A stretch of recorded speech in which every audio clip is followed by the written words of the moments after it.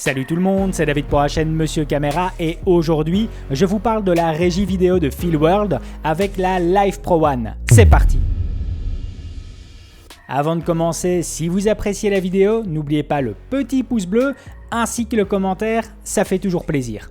Alors pour aujourd'hui, je vais vous parler d'un produit qui aura été bien utile durant cette année 2020, une régie vidéo parfaitement adaptée à la diffusion live sur événements comme sur internet. Il s'agit ici de la Live Pro One de Feelworld, une régie vidéo pouvant accueillir 4 sources en Full HD depuis ses entrées HDMI. Elle offrira la possibilité de redistribuer le flux vidéo via sa sortie HDMI ou via son port USB directement sur votre ordinateur. Une entrée et sortie audio sont aussi présentes afin d'utiliser une source audio externe à vos caméras ainsi que d'effectuer son monitoring. Une prise Ethernet est aussi présente pour un contrôle à distance ainsi que les mises à jour. La régie offre un contrôle direct avec les 4 pavés principaux correspondant aux 4 sources ainsi que 2 autres boutons et 2 roulettes pour le contrôle des différentes options. Petite touche finale pour offrir quelque chose de différent par rapport à la concurrence, un écran central pour un retour visuel sur les 4 sources ainsi qu'une barre de transition pour passer d'une caméra à l'autre. Bon, ça, c'est pour la présentation technique du produit. Mais dans le concret, ça fonctionne comment? Alors voilà, on se retrouve ici dans un environnement multicaméra qui pourrait très bien être une situation concrète, c'est-à-dire moi en train de donner un live, vous expliquant quelques astuces se trouvant dans les menus de votre boîtier par exemple. On va retrouver ici au niveau de l'environnement multicaméra 3 sources. La première sera directement cette Pocket 4K qui me sert d'enregistrement au niveau de la face caméra.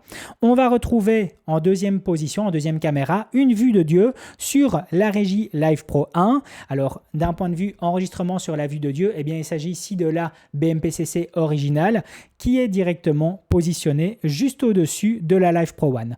Et alors, on va retrouver en troisième source, eh bien, directement mon Fujifilm X-T4 avec les menus, ce qui me permettrait de vous dire par exemple, au niveau de la compression de vidéo, vous pouvez choisir en du long up et de l'intra-image.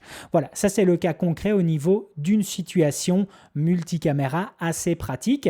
Alors, au niveau de l'enregistrement ici pour cette vidéo, eh bien, ce que j'effectue, c'est que le signal de la régie repart directement ici sur mon Shogun 7, ce qui me permet d'enregistrer. Donc, ce que vous voyez là, c'est directement la qualité qui est délivrée par la Live Pro One.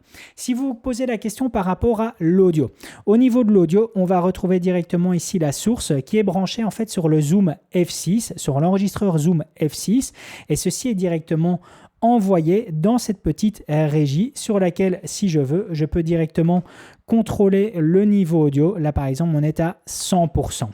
Donc, ça, c'est directement pour le système multicaméra qui m'entoure pour ce setup. Comme je le dis, situation concrète, j'ai envie de donner un live dans lequel je vous explique les différents éléments qui peuvent être présents à l'intérieur d'un boîtier Fujifilm, à l'intérieur d'une Pocket 4K, ou bien d'autres, eh bien, cette situation est vraiment adéquate parce que ça me permet justement de switcher durant le live, que ce soit sur les menus ou sur un autre boîtier qui pourrait me permettre de faire des réglages de mise au point, par exemple, et vous faire différents types de tutos. Donc, on va continuer. Je vais directement revenir ici sur la vue qui est sur la Live Pro L1 et vous montrer directement ce qui est composé au niveau des menus. Donc, je vais directement ici aller dans les menus. Donc, on va directement retrouver la source. Si je sélectionne, on voit ici l'affichage des 3 sources. Donc, en quatrième position, il n'y a strictement rien. J'ai directement la résolution ainsi que la fréquence d'image qui est repris. On va retrouver au niveau de l'HDMI 2 informations. De nouveau, la résolution avec la fréquence d'image. Et au niveau de l'output, vous voyez l'EMI PGM, ce qui correspond en fait à programme. Je peux directement basculer ici en preview. Alors vous allez voir qu'au niveau de l'enregistrement qui se fait à l'intérieur maintenant du Shogun 7, on va basculer sur un autre affichage. Je le fais. Voilà, donc ici on bascule sur un autre affichage. Je me retourne pour voir si c'est bel et bien ça. Donc on est ici sur un affichage complet, donc qui est assez pratique pour la simple et bonne raison que je vais directement enlever cet affichage de preview pour correctement vous expliquer. Donc je reviens ici dans HDMI. Je sélectionne Preview et je reviens dans Programme. Alors, donc ça en fait, c'est assez pratique d'avoir ce switch programme et preview parce que au niveau de la régie Live Pro L1, je reviens ici en vue de Dieu, au niveau de la régie Live Pro L1, eh bien je renvoie le signal de cette régie en HDMI sur le Shogun 7, mais vous pouvez très bien aussi renvoyer le signal de la Live Pro L1 via le port USB sur votre ordinateur. Donc, ça veut dire que si vous faites ce système justement de renvoyer à une plateforme comme OBS pour faire un Facebook Live ou un YouTube Live, vous avez toujours le retour via HDMI qui est présent, et ce qui veut dire que vous pouvez très bien effectuer un monitoring complet sur un écran, sur un écran télévision ou alors sur un moniteur externe ici comme sur un Shogun 7 ou peu importe un Fieldworld, etc. Ce qui vous permet d'avoir un contrôle encore bien plus précis. Je reviens ici sur la Live Pro et on va continuer d'aller dans les menus. Donc ça c'était au niveau de l'HDMI. L'USB 3, eh bien c'est exactement la même chose en fait. On retrouve directement la résolution ainsi que la fréquence d'image et le mode soit de programme ou alors le mode preview. On va avoir la partie audio. Alors la partie audio, de nouveau, c'est assez bien fait parce qu'en fait, ça va permettre de bloquer ou de débloquer la provenance de la source audio. Ici, en l'occurrence, ben voilà, la source audio est en externe vu que ça provient du Zoom F6. Mais je reviens dedans, au bout d'un moment, les menus se quittent. Mais je pourrais directement très bien choisir à ce que ça provienne de la caméra numéro 1, de la caméra numéro 2 ou de la caméra numéro 3 ou 4.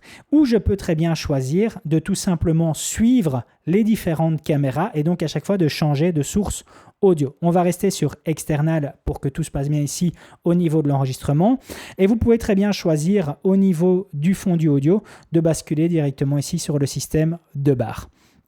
On continue, on va retrouver ici les settings d'adresse IP, ce qui est assez pratique parce qu'il y a des possibilités de mise à jour. Il y a déjà eu des mises à jour ici sur cette petite régie et ça se fait directement via les settings de l'adresse IP. Langage, on a le reset et on a l'information. On va directement aller dans l'autre partie maintenant des menus qui va directement reprendre les effets. On va directement basculer ici. Et alors ici, on va avoir le choix au niveau du type de passage, de transition de caméra. Donc, c'est-à-dire que ici on est dans un bed system cut. Donc, quand je change, voilà, ça bascule d'une caméra à l'autre instantanément. Il n'y a pas de transition qui est effectuée.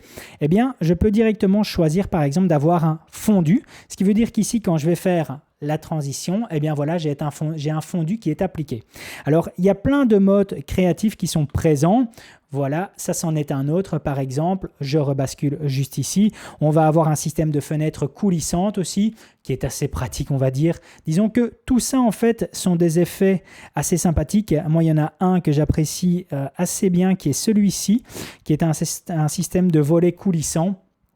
Donc, qui est pas mal. Hein. Si je rebascule, voilà, ici, on a ce petit système de store, entre guillemets. Donc, voilà, ça, c'est un que j'apprécie fortement. Maintenant, après, il y a des classiques, comme par exemple ici, ce cercle. Donc, il y a tout un système de transition qui est présente et honnêtement, qui est assez, qui est pas mal et qui peut servir dans plusieurs situations. Mais voilà, moi, j'aime bien le cut. Donc, on va directement rester sur celui-là. Voilà, moi, c'est le système qui me convient le mieux. C'est directement le cut. En tout cas, par rapport au style de live que je veux donner par exemple. On continue directement ici. Donc là, on a deux réglages qui sont présents. Alors, au niveau du time, et donc qui est réglable, vous en doutez bien, c'est le temps sur lequel va être appliquée justement cette transition, que ce soit le fondu, que ce soit le coulissement d'image ou les stores ou autre. C'est directement le temps. Pardon, je reviens dessus. Comme je disais, au bout d'un moment, les menus sortent. Voilà. Donc, on a le temps qui est à présent. Et au niveau du mode, là, on est en fast. Si je bascule ici sur T-bar, eh bien, ça veut tout simplement dire ici que je vais basculer sur le système de barres. Donc, si j'appuie là et que je fais ceci ici, eh bien, voilà, vous voyez, je rebascule d'une vue à l'autre. Ça, c'est avec le système de transition par barre. Donc, ça fait un peu old school. Certains apprécieront. Moi, de nouveau, je préfère avoir directement le système via le bouton. C'est plus simple via les boutons 1, 2, 3 et 4. On va continuer ici avec un autre mode qui est très appréciable, qui est le Picture in Picture. Donc, ce que je vais faire ici, c'est que avant de l'activer, je vais directement me mettre par exemple dans les menus du Fujifilm X-T4 Et comme ça, vous allez voir à quel point ça peut être pratique. Donc, je vais directement me remettre ici dans Picture in Picture et je vais sélectionner la source numéro 3. Et maintenant, je vais me positionner juste ici. Voilà. Donc, c'est-à-dire que ici, ben voilà, vous avez le retour visuel au niveau des menus du Fujifilm X-T4 et je suis directement incrusté dans l'écran. Donc, je trouve en tout cas le principe assez bien fait. Alors évidemment, je peux m'incruster de différentes façons.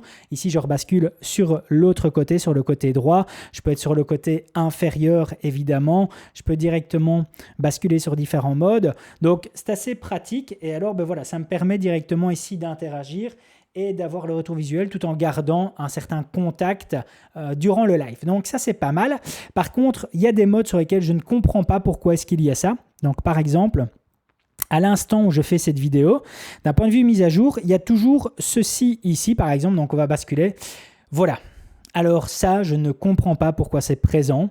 Ou ceci ici, on va directement retrouver cet autre mode. Là, je ne comprends pas pourquoi. Je pense pas que ce soit vraiment utile à l'instant en tout cas.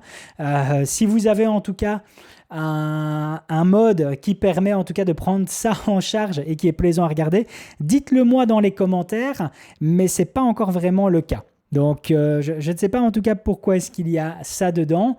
Mais voilà, donc je reviens ici dans la vue de Dieu. Donc, on a directement ici les 3 modes qui sont présents. Alors, on a le petit bouton aussi FX qui est là intégré, mais qui est présent principalement lorsqu'on va utiliser l'application en fait du Live Pro L1. Donc, par exemple, quand justement la régie est branchée à un ordinateur, eh bien, il y a une application qui est disponible et qui permet justement de prendre en charge d'autres éléments, comme par exemple de prendre le relais en fait tout simplement. Donc, ce que vous êtes en train de faire, ce que je suis ici en train de faire d'un point de vue manipulation avec la Live Pro L1, eh bien, vous savez le faire aussi directement depuis un ordinateur.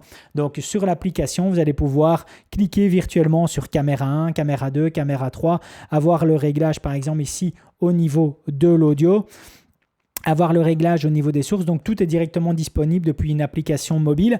Mais c'est vrai que moi, en ce qui me concerne, j'apprécie énormément d'avoir le retour directement en HDMI, ce qui me permet ici d'enregistrer en tout cas la session complète pour pouvoir vous montrer le fonctionnement de comment ça se passe. Donc, comme vous voyez, c'est assez bien fait, c'est assez pratique et surtout, ça permet à une seule personne, entre guillemets, de directement faire un live. Comme je le disais, ici, par exemple, je pourrais très bien être en train de vous expliquer des choses par rapport au menu du Fujifilm X-T4 et lorsque je navigue directement dans les menus, eh bien je rebascule juste ici au niveau des menus. J'ai directement envie de m'incruster dans l'image. Voilà, je m'incruste, je suis directement présent. Donc c'est quelque chose que je trouve d'assez pratique et qui en effet d'un point de vue mise en scène, fonctionne assez bien et est assez réactif. Donc voilà, ça c'est vraiment l'ensemble de ce qu'il est possible de faire avec cette petite régie Live Pro L1. Alors je ne vous cache pas que j'apprécie fortement cette régie et le fait d'avoir ce petit écran incorporé lui offrira quelque chose de différent par rapport aux autres offres du marché tournant dans les mêmes prix. Cela donne en fait la possibilité de se passer d'un moniteur externe afin de bien contrôler la source sur laquelle on s'apprête à switcher. Elle ne sera pour autant pas parfaite. 2 éléments sont à pointer du doigt. Le premier sera les quelques petits glitches que j'aurais pu croiser lorsque la console ne répond pas immédiatement. Cela aurait été vraiment très minime et en aucun cas problématique à mon niveau, mais assez pour vous en parler. Le deuxième élément sera la qualité de finition du produit, qui est malheureusement un peu fidèle à la marque.